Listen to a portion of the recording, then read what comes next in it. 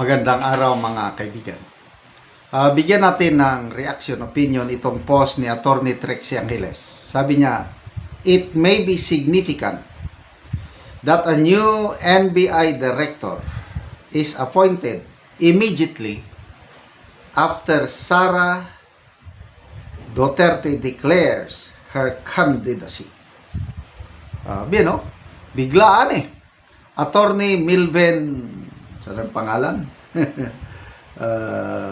Matibag. Dati, DDS, PDP Laban, Secretary General, basta marami siyang katungkulan panahon ng mga Duterte. Pag upo ng Marcos, bumaliktad kaagad siya at ito na. Basa tayo sa mga comments ha. Sabi ni Kipicho, and this is the former Duterte ally of PDP Laban. Dito nga, Secretary General. Dami niyang, talagang dikit na dikit siya sa Duterte noon. Ngayon, ito, since the beginning of Marcos presidency has written so many negative things about Sara. Kaya, huwag na tayong magtaka kung in the coming months ahead before election, may mga script, may mga gagawin ang administration para masiraan nila si VP Sara. Rosel Bantilles, sabi, from now on, every move of the administration will be seen in the light of her candidacy. That's the value of her declaration.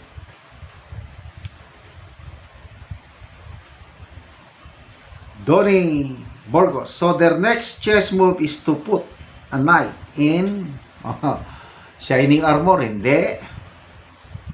Trojan Horse yan. See you 2020. Richard Vito Cruz. Lahat ng movement sa DOJ, NBI, ay kontrolado ni Tambaluslos through his puppet, Rimul. Another Tory ba yan? Ito ang bantayan natin. Baka kung ano yung pinagawa nila kay Tore, baka ganito rin. Mabuti na lang yung ano. Kaya, bilib ako dito kay Attorney Trixie Angeles nga nakapansin. Ako, nabasa ko. Biglang ba, Attorney Magno ata yung, yung Attorney Magno is career personnel. Matagal na siya sa NBI. Hindi katulad nitong Attorney Milvin Matibag na bago lang, isinampak lang, gano'n. So, nag-iisip ako, bakit kaya biglang pinalitan ha? Tapos, dati pang Duterte supporter, kailan bumaliktad at ngayon, sabi ni Kipicho na ang dami niyang sinulat, ang dami niyang sinasabing negative kay VP Sara. So, yun ba ang direksyon nila? But anyway, kung ano man ang ibato nila kay VP Sara, she has withstand. Nakatayo pa rin sila na siya ngayon Kaya nga itong si Corina Sanchez, yung balita nila sa Billionaire News, sabi, grabe itong si VP Sara, nakatayo pa rin. Kahit anong putik na binato, nandiyan pa rin siya. Kaya mas lalong maraming taong humahanga kay VP Sara kasi pinakita niya yung, ang tawag namin dyan, stability under pressure. Sa military service, lalo na sa labanan, pag ikaw leader, daming pwede kang mamatayan ng tao, pwede kang mamatay. Grabing pressure yan sa trabaho. At dyan kami hinuhubog. Dapat ang isang military commander magkakaroon ng stability under pressure. Yung kalmado pa rin na mag-isip kahit masama nang nangyari, kaliwat kanan, evaluate pa rin and then make the right decision at the right time, at the right place. Ganon yun ang isang leader. At ako personally nakikita ko ngayon yung leadership ni VP Sara kakaiba. Malayong malayo siya itong nakaupo ngayon. Sayang, hindi ako naniwala kay Tatay Digong nung sinabi niya, weak leader yan. Huwag niyo akong sisihin pagdating ng panahon. Ngayon, dahil hindi tayo nakinig kay Tatay Digong, binutuhan pa rin natin despite the warning. Ay ito tayo ngayon. Mahinang leader itong nakaupo ngayon. 3 years, anong ginawa? Wala lang. Pinabayaan ang budget. Sabihin na lang natin na wala siyang kinalaman sa paglustay ng pundo ng bayan. Kaya lang, bakit niya pinabayaan? Alam niya na, noong 2024, bago niya pinirmahan yung worst budget in history, alam niya na yung ginagawa ni Martin Romualdez at Saldico. Tinawag pa nga niya si Martin, pinagalitan, ibalik niyo yung pera. Hindi naman binalik. Kung akong presidente, bineto ko na yung budget. So what?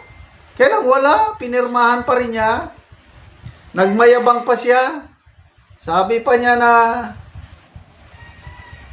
I reviewed 4,057 pages and I have found nothing wrong. Anong I have found nothing wrong na? Alam mo na tinanggalan kanila ng pondo sa mga flagship projects na makakatulong sana sa taong bayan. Metro, subway, PNR, railway at iba pa. Tinanggal ng pinsan niya. Wala siyang nagawa. Sa anong klaseng presidente yan? But si VP Sara kakaiba. Stability under pressure. Kaya sige, bring it on. Kung ano man ang pinaplano ng administrasyon, kaming mga DDS nakahanda. Umulan man, o umaraw, bumagyo man o ano, nandito lang kami. Organic, milyones kami, handang sumuporta sa aming VP Sara para upo sa Malacanang sa 2028. Salamat mga kaibigan sa inyong pagsubaybay sa ating channel. Nakakatulong kayo ng malaki sa tribong Talaandig ng Bukidnon. Namimigay tayo ng libreng yero at pako para makapagpatayo sila ng mas maayos na tirahan. Panoorin nyo ang video nito. Ana mo og yero. So mag-atop ni karon. Jakat sa pura yun. So muna ni ang iyang atopan. So nindot gyud.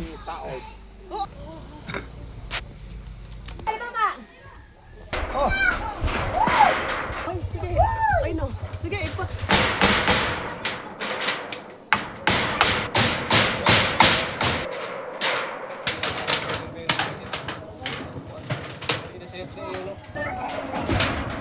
Oh, nasa sabay no, ray nung isip ka no. Si Itya.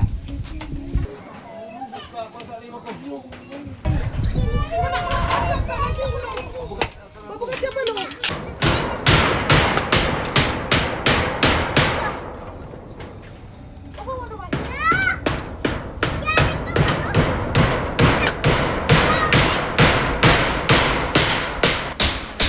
Kinagatuon na nabi na kuan na budget na nabi ah.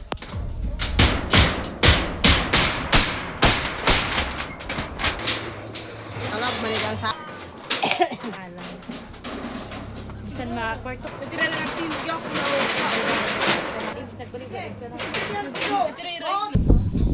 o karon humanag gyud sa pag-atop ang among gihatag nga yero. So maayo na gyud nga tan-awon kay nahuman naman sa pag-atop. Salamat sa Ginoo. Tabang ko sa Ginoo. Sir Makanas. Salamat sa tabang sa sin sa mua. Amua. O sige kasi Nag-sponsor. sa step. Pila day ka bulan ni ang kinigi ko ani mo nga atupan nga bago pa na atupan dugay pila ka bulan? Pero lali ma 5 ka bulan sa kuan so dugay-dugay gyud. So bago pa na atupan. Tungod kay nga naman nga wala mo nakaatop sulod sa 5 ka bulan. Tungod kay wala ipalit og sin. Oo, so sige, salamat kayo.